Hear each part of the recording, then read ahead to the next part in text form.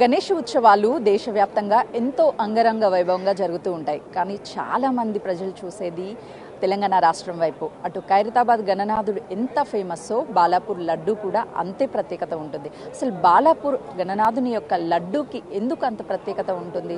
దాదాపు 21 అడుగుల గణనాథునికి 21 కేజీల లడ్డూని ప్రతి ఏటా సమర్పిస్తూ ఉంటారు ఉమామహేశ్వరరావు. అసలు ఆ లడ్డూకు ఉన్నటువంటి ప్రత్యేకత ఏంటో మనతో పాటు ఉమామహేశ్వరరావు ఉన్నారు. ప్రతి ఏటా కూడా లడ్డూని సమర్పించే అవకాశం మీకు దక్కింది, ఎలా అనిపిస్తుంది? అది కమిటీ వారు మనకిచ్చి అవకాశం అమ్మ.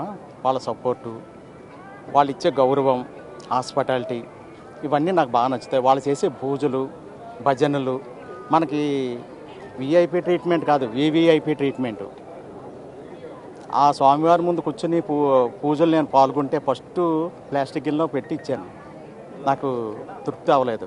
తర్వాత స్టీల్ బౌల్లో, తర్వాత ఇత్తడి, తర్వాత వెండి, ఇప్పుడు ఫ్యూచర్లో ఎప్పుడైనా బంగారం గిన్నెతో ఇవ్వాలని నా కోరిక. ఆ గణనాథుడికి లడ్డు సమర్పించినటువంటి ప్రతిసారి మీ మీద ఆశీస్సులు ఏ విధంగా ఉంటున్నాయి, ఎలా కలిసి వస్తుంది? ఆశీస్సులు అందరికీ ఉంటాయమ్మా. లడ్డు డోనరు, లడ్డు దాత అని అందరూ ఈ బాలాపూర్లో పిలుస్తూ ఉంటారు. అందరూ గుర్తుపడతారు, పిల్లల దగ్గర నుంచి పెద్దవాళ్ళ దాకా. అలాగే మాకు మా మనవలు పుట్టారు, అలాగే మా వ్యాపారాలు బాగున్నాయి. అలాగే ఆ లడ్డు ప్రసాదం కూడా నాకు వస్తుంది. అంటే తీసుకున్న వాళ్ళు వాళ్ళకి సరిపోదా 20 కిలో, వాళ్ళకి ఒక 500 కిలోలు 1000 కిలోలు ఆర్డర్ ఇస్తారు. నాకు కూడా కొంత ఇస్తారు. వాళ్ళు ఇవ్వకపోయినా అందులో తీసేసుకుంటాను కాబట్టి ఇస్తారు. అది పట్టుకెళ్ళి మేము స్థలాల్లో, పొలాల్లో, మా వ్యాపార సంస్థలో జల్లుతాం. నేను కొన్నది 1000 రూపాయల గజం అయితే 10,000 అయింది. 10,000 కొన్నది 1,00,000 అయింది. అంటే ఇప్పుడు గణనాథునికి లడ్డు సమర్పిస్తారు, ఆ తర్వాత మీరు ఆ లడ్డూని ఏ విధంగా తయారు చేస్తారు? ఎన్ని రోజులు ప్రాసెస్ ఉంటుంది? మేము ఒక రోజులో చేస్తామమ్మా. మాకు ఒక గంటలో చేయొచ్చు, కానీ ఒక రోజు ముందు చేస్తే డ్రై అయ్యి ఉంటుంది అనమాట. మనం తెచ్చేటప్పుడు ఊరేగింపుగా కదిలితే మెల్ట్ అయిపోతుంది. అందుకని మేము ఏం చేస్తామంటే ఒక రోజు ముందుగా తెచ్చుకొని ఆరితే ఊరేగింపుగా తెస్తాం అనమాట. ఎక్కడ తయారు చేస్తారు? గుండ్ల పోచంపల్లిలో, కొంపల్లి దగ్గర. ఇంతకుముందు ఈసీఎల్లో చేసేవాళ్ళు. అది ఆ కిచెన్ సరిపోక పెద్దది పెట్టామన్నమాట. అక్కడ తయారు చేసి ఏసీ రూమ్లో తయారు చేస్తాం. ఒక మండపం పెడతాం అక్కడ.